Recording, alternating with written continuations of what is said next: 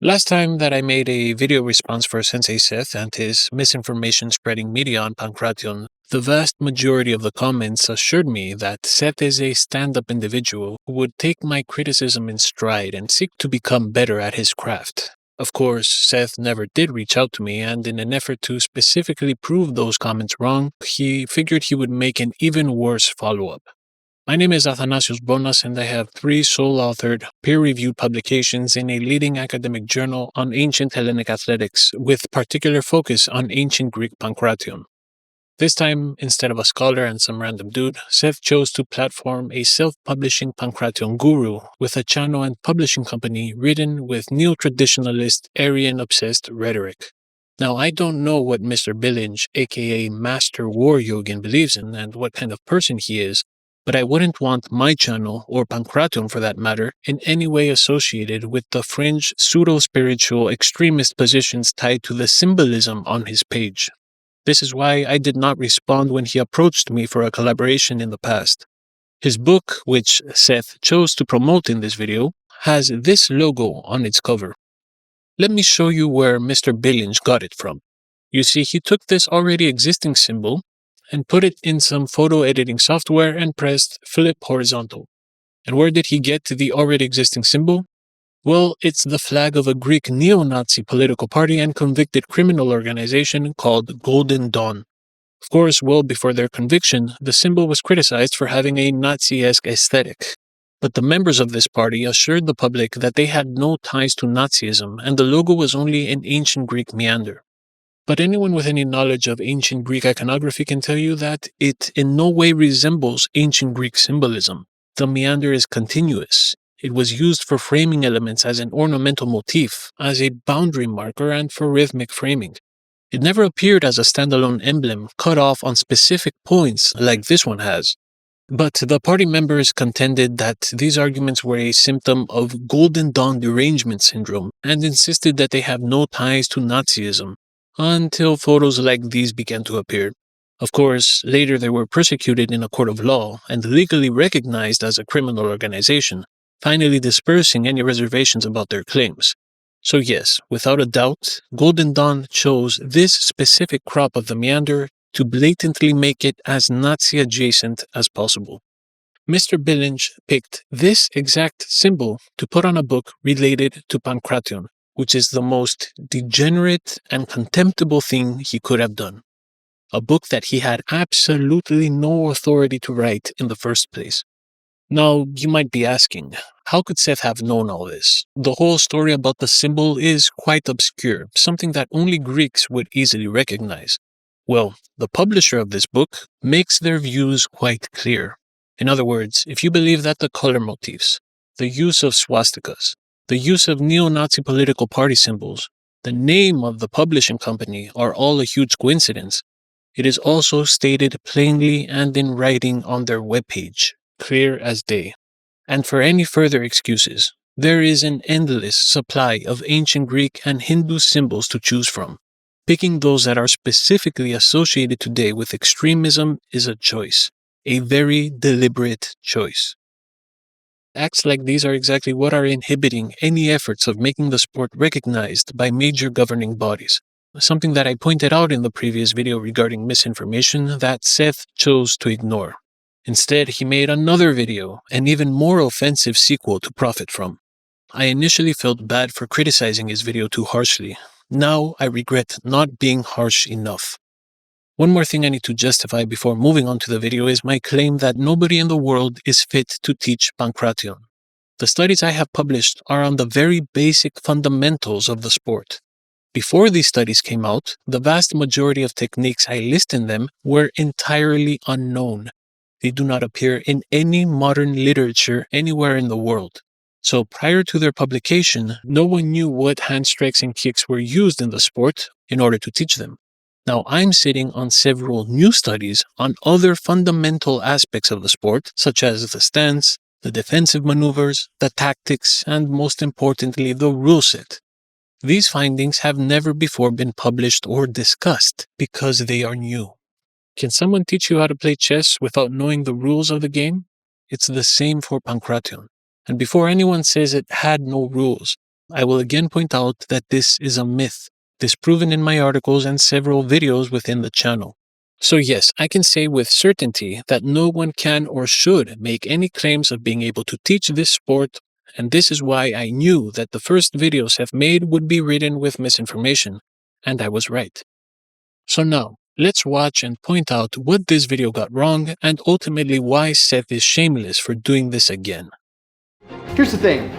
I've tried Pankration before. No, you did not. But I've only done it for a short burst of time. But I've seen your stuff on Instagram. I watched your Instagram shorts. Now here's a platform for you to spread your rhetoric and misinformation to hundreds of thousands of people. Have fun. Yeah. There's a lot of this. Sure. Actually, this kick, what we call the teeb in Muay Thai, is actually an ancient Greek called teeb. Teep just means stab, doesn't it? So yeah, it's a jab or stab, right? But actually, in ancient Greek, it means literally to sting. What he said there is almost word for word what I write in my article. Before it was published, no one knew the name of that kick. They falsely called it gastrizin. I would not have a problem for people to use my work to communicate proper pankration, but I do have a problem of them using it to claim authority so they can write and sell books for profit. This is plagiarism, plain and simple. If you're not familiar, Pankration was an ancient Greek martial art that had been introduced to the Olympics in 648 BC, but had probably been in practice for longer than that. It was most likely the main fighting style of Greek soldiers back in the day. The Greek soldiers were part of an army unit with specific functions. Pankration is unarmed combat, a sport. Hoplomachia is armed combat. Hoplomachia is what the vast majority of soldiers actually learned. The style involved punching, kicking, open-handed strikes. Before my article, there was no notion that Pankration predominantly had open hand strikes on any literature on the topic or in any practice. But mostly ended with submissions. There is no evidence for this claim whatsoever. Most of the stuff we're going to be learning from Tom Billinge here today is going to either come from literary sources, my boy Tom loves to read. Your boy Tom, huh? Illustrations from vases or walls, or from Pankration instructors that he trained under in Greece. None of those Pankration instructors teach Pankration, as I mentioned earlier. Pankration, in terms of its striking, is quite linear. Okay. There is little evidence of round kicking. Really? Very little. Huh. There's no depictions, there's not really much talking about it. There is a word, dialaktisin, like to kick through. Okay. There's no visual evidence and very little literary evidence. So it's definitely conjecture to say they were round. False. And this is another term from my article, but there is ample evidence of the frequent use of hooks and of roundhouse kicks. For the former, I have the statistics. For the latter, I simply have not published the arguments yet. At the same time, they really liked hammer fists and stuff. Okay. Gata pikdevian was hit down. Yeah. Yeah, is this, but Yeah. it's like, bam. Yet another term again taken from my hand strike article, but that is not how the hammer fist was used. I even go over this in the boxing video critique. Also, in the book I was writing for academic publisher Routledge, I go over the specific technique for the hammer fist. And I say I was writing because funding for the book never came through, forcing me to stop. Bang, bang, clinch. You start off a clinch by breaking somebody's collarbone? The theme of this so far seems to be MMA. Do these sequences he's doing here remind you of anything? Of open palm. Little They boss root. throw things like this, yeah, or even this, Oh, no. and even there's things with thumbs. No, none of this is true. I truly hate to have to watch and respond to this cringe nonsense. He says everything and it sounds like it's supposed to be said. It could be all wrong. Glad you put in the research, Seth. Then goes over the top, and this actually would strap on. Oh my gosh. And these are lead studs. So this will cut. Yeah. But see how, and so imagine this hammer fist with these as well. Yeah. The lead studs on gloves notion was disproven before me in an article on the gloves worn in ancient Greece and Rome written by Hugh M. Lee in 1997. So far my list of techniques is coming along quite nice. He literally wrote in this text copy-pasted terminology from my paper, including even the accents. 4 of the 5 last terms are not from my papers, and the translations are pulled out of thin air. But a martial art is not just the techniques that you do. I'm going to try and use the movement and the thought process that they may have used back then. The movement and thought process. How would he know these? What kind of surfaces are we fighting on? They fought in what was called the scama, which means the dug up area. Pankratias did not fight in the skama. The skama was the sandpit for wrestlers. My boy Tom loves to read. He literally will catch the inside here. Yeah. And shoot under? Yeah. Dude's doing Aikido. Oh. Yeah, boom. And you hit, and then he's literally gonna, you put that in, because Yeah. you need to straddle. Yeah. Otherwise you're gonna roll out. So from here, True. you'll roll out of it. He's got it like this. Yeah. Bam. I call it Krav Magration. A thing or two to teach me about the grappling techniques they may have used back then. Yeah, I can actually collect down, come here even. Say I've got you down somehow, right? Okay. And that you take you down, right? Sure. I actually like, let's go this knee on the side. Then we have more Krav Magration. You turn away, then I can go knee just on, I can go ride knee on me. that. Again, for the millionth time, there is no ground and pound in Pankration. We're here, Yep. come through, boom. Yeah. Yes, that's what I'm thinking of. That's the one, right? Yeah. When he's just like got this. Yep. Dude, that's brutal. Everything in this clip is absolute nonsense. I was taught that one in Greece. Oh, That was really? My friend Konstantinos at Zeus Fight Academy. Yeah. He knows his stuff. Zeus Fight Academy, he knows his stuff. Another quote-unquote modern Pankration dojo, a movement that I've spoken about in previous videos. Spoilers, it's all ridiculous ripoffs of other martial arts, branded as Pankration for an extra taste of nationalism and to make a quick buck off people thinking they're learning something unique. Where they come in like this, and then pick the guy up and turn them upside down. That's humiliating if somebody does that Yeah. to you. What he's talking about are images from mythology, specifically the fight of Heracles with Antaeus. Again, I have a video on the topic. There's a reason why I do not include mythological images that have fighting techniques in my pottery analyses. It's because they are not always meant to be realistic depictions. They require their own separate review from paintings of competitions. Like this. Yeah. And then I will just, A cross buttock. it's like a cross, exactly, it's a cross button. Ooh. Where they throw over the Oh, top, okay. you know, so. He's not using an ancient Greek monument and temple in the background to sell his shady supplements this time around. Upgrades. I feel like it's time for me to put this to work. How good can I be at Pankration after one day of practice? I guess 2 now. How about 0?